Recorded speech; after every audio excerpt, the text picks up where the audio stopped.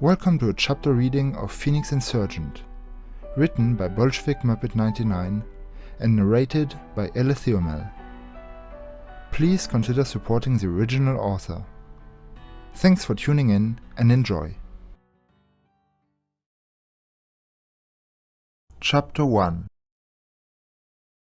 Like a sleeping dog at its master's approach, the little cottage seemed to wake up as he entered. The candles started to burn in their cups as he walked through the door, the fine layer of dust on all the surfaces vanishing.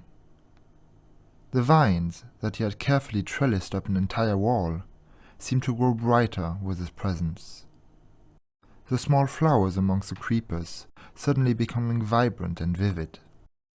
He dropped heavily into the armchair in the center of the room, his eyes wandering around his haven.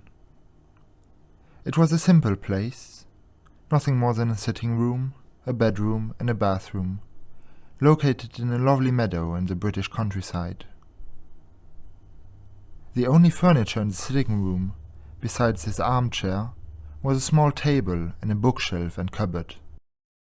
It was not home. Hogwarts was his home. It was simply a place for him to go when he felt he needed the privacy, when his mind became too burdened by responsibility and he needed a change of scenery to clear it. And now he had been banished there. He stared at the vines without seeing them, feeling more enraged than he had in decades.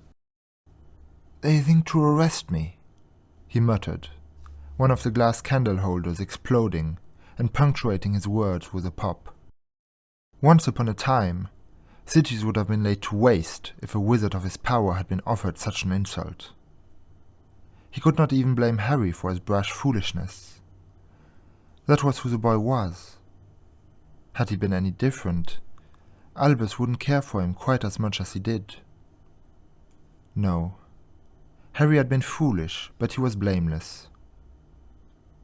Fudge and the Ministry, on the other hand.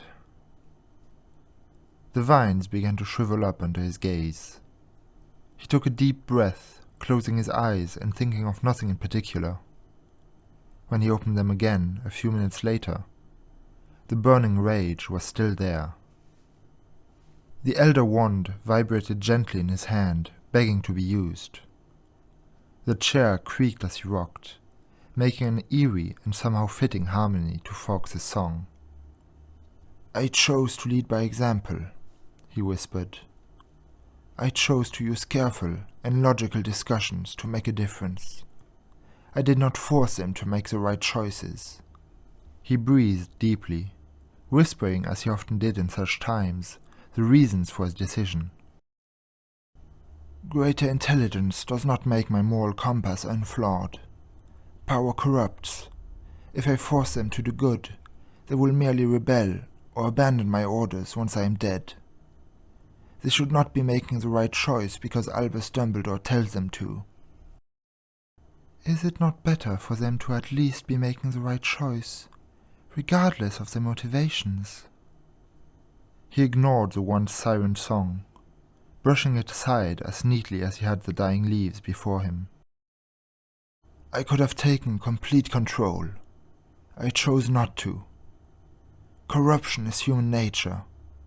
I am as susceptible to it as Fudge is." His voice went cold at the mention of the minister's name. One of the silver candlesticks groaning and twisting itself into a circle.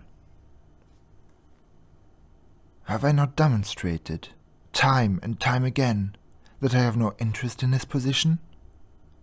What have I done other than assist him, other than answer his every letter begging for guidance? Who was it who the world turned to when Gellert threatened all?" The wand shook even harder, memories of that terrible, glorious day flooding his mind. He could still hear the faint screams in the distance, could still smell the smoke. He could still see Gellert's smirk as he'd approached, so certain that the elder wand would defeat even a superior opponent. And he could still see the mounds of corpses, the innocents whose lives his hesitation had claimed. He shook his head, turning away from his memory before he could feel that moment when the Elder Wand had gained a new master. He'd taken the wand and fought off its bloodthirst, choosing to send Geller to Nurmengard instead of simply ending him. Since that fateful day, he'd shied away from the power he so easily could have taken. He'd turned down the post of minister more times than he could count, and had only accepted supreme mugwumship after making it clear that it would be a mere ceremonial position. He'd never used his executive privilege as chief warlock, only accepting the position to keep it out of the hands of less trustworthy individuals. He'd known, since the end of his childhood, that he could not be trusted with absolute power. The wand's whispers had only cemented his decision. "It was I who kept the children safe," he said. "I who made Hogwarts a place Voldemort never dared attack. I who prevented Voldemort from advancing beyond our borders. I who gave them the freedom to deride me. I who faced opposition in my every attempt at bringing equality to our world."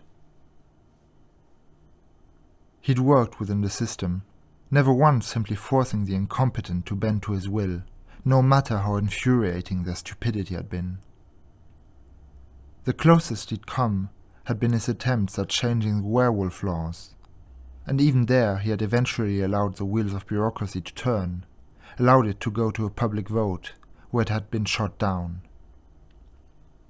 Another 2 candles went out, darkness beginning to spread within the little hut, even though the sun still shone in the meadow. "I tried to create rehabilitation programs for Death Eaters," he said.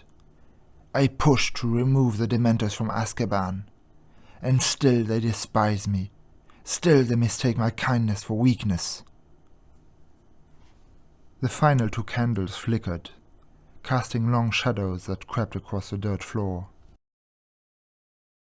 "Throughout the millennia," he said, his voice shaking with barely comprised fury, the vines on the wall falling to the ground as dust. "A wizard of my stature would have simply forced them to obey. I have had countless opportunities to wrest control of this ungrateful nation, and never once have I even seriously contemplated doing so. And what do I get in return?" He jumped to his feet, the walls shaking with the power of his voice, even though it was no louder than it had been.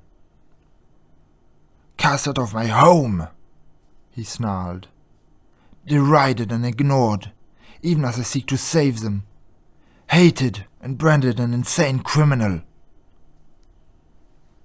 His fingers tightened around his wand, golden sparks flickering from the tip. "Vermin sent to my school, to torment the children under my protection, while the Death Eaters, whose very lives I spared, whisper poison in the Ministry. They have forgotten who I am," he whispered, raising the wand to eye level. "They see my kindly actions, my attempts to make this world a better place, and they think me a fool.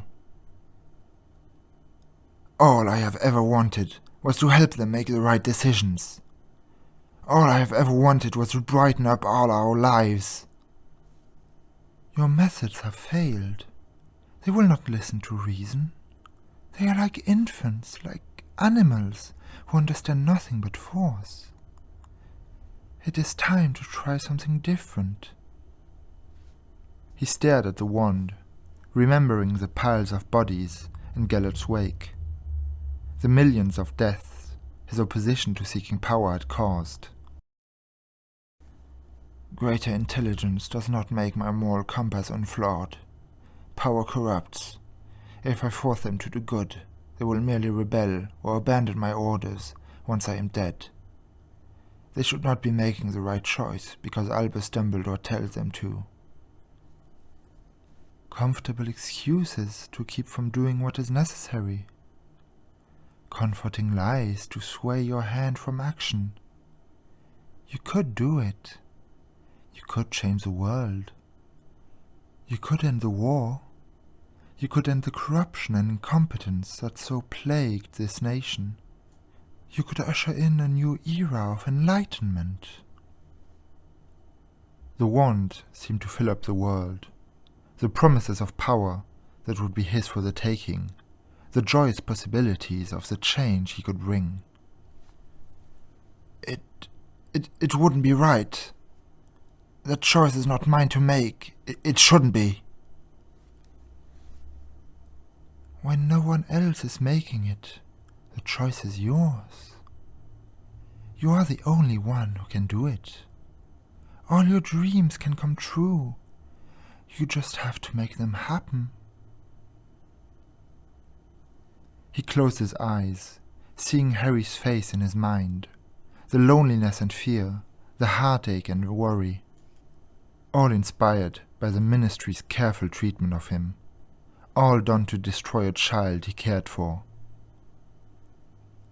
They chase you away from those who need you most, and you think of still acting peacefully? They have declared war on you while paving the way for Voldemort's coup.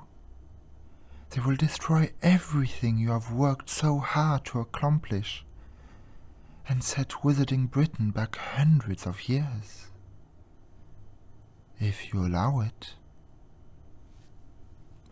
No, he said as calmly as ever he'd spoken. No, it will not be borne. I will stand for it no longer. No.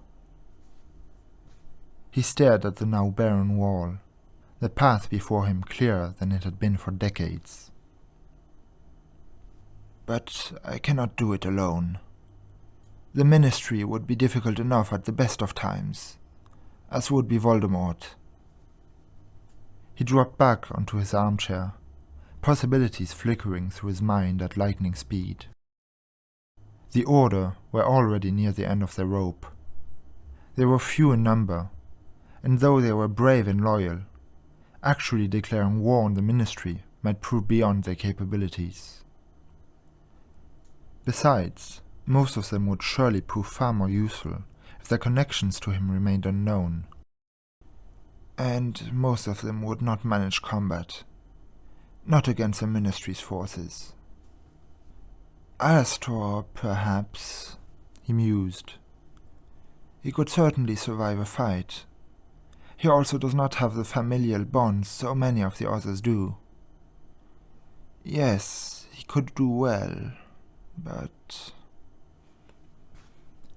Well, Alastor was certainly a powerful, talented wizard, and a wonderful ally, but he was only one man, while Albus knew that Alastor could hold his own against perhaps 3 or 4 enemies. He was also certain that the forces ranged against him would be greater than that. Of course, Hagrid would fight as well, and Sirius could probably be relied upon, but it was not enough. "What I need," he murmured, "is someone like me. Someone who can inspire terror in the enemy. Someone who could face down a small army. I need someone like me." He shook his head slowly, restlessly tapping the Elder Wand against his knee. "There isn't, there..." He looked down at the wand, his eyes widening. That could work. If there was anyone who fit the bill, it was him. But dare I trust him? Dare I trust myself with him? He rocked on the chair, closing his eyes and thinking, analyzing his idea from all directions. For hours he sat like that, following the threads of possibility in his mind, picking apart his options and placing them back together. By the time he opened his eyes again, the sun had set. He nodded once and stood up, twirling the wand through his fingers. "I cannot do this alone," he said. "I need his help." He rose to his full height, the wand settling back into his grip, his cloak flying off of its hook and wrapping itself around him. If Fudge desires my enmity, he shall have his wish. The final candle was snuffed out as he opened the door, whistling for Fawkes. It was time to pay an old friend a visit. The ground around his prison shook again, making Gellert scowl as he dropped the paper. He cursed the stupid building as he picked the newspaper up again, wiping the dust off of it and settling back to his reading. The smiling picture of his old friend greeted him, waving out of the page. He just continued to scowl, rereading the headline. Head case of a headmaster on the run. He snorted, staring at it for a moment and shaking his head. As he let his eyes drop to the article itself, some sixth sense made him look up. There was no warning, no sound or sight or smell to precede it.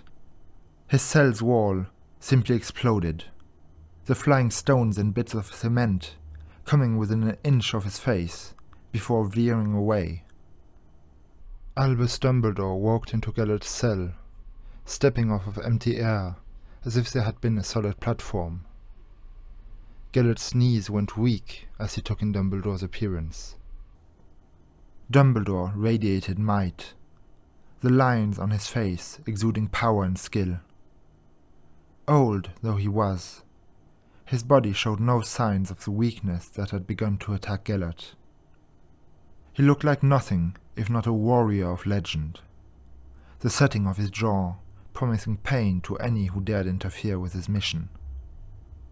His eyes were as piercing as Gellert remembered them, twin sapphires of the purest icy blue. Gellert's old wand rested comfortably in his hand. The phoenix perched on his shoulder seemed to bathe his face in ghostly flames, and he had the exact same sense about him that had once led Gellert to abandon his plans, if only for a summer. Being in his presence was as enthralling, as exhilarating as it had been all those years ago. His heart began to beat faster, excitement filling him. "Had I known you were coming," Gellert said, finally recovering, "I'd have made tea." Albus said nothing, simply standing there, with the wand in his hand. "Are you here to kill me?" Gellert asked. "To prove to yourself that you can still handle a dark wizard?" Albus just sat, flicking his wand and making an armchair appear below him, an instant before he would have fallen onto his backside. "Flashy," Gellert said, shifting uneasily in his hard wooden seat. "Flashy and gauche, and exactly like you." Albus said not a word. The phoenix moved not an inch. "Why are you here?" Gellert demanded, suddenly feeling annoyed beyond reason. "Have you come for a purpose, or just to torment me with your eyes? Say something, damn it!" He stared at Gellert for a long moment, before saying 3 words. "You were right." Hello there, this is Elethiomel. You just finished listening to a chapter of Phoenix Insurgent by Bolshevik Muppet 99. If you liked this episode, please consider supporting the original story and sharing this episode with your friends and family. I would also like to thank Leo Deka for the remix of the Hörverlag jingle from the German Harry Potter audiobooks, Vladislav Pantic for the amazing artwork Albus, Percival, Wulfric, Brian, Dumbledore, and Tristan for helping me with the recording. All relevant links can be found in the video description. Thank you for listening.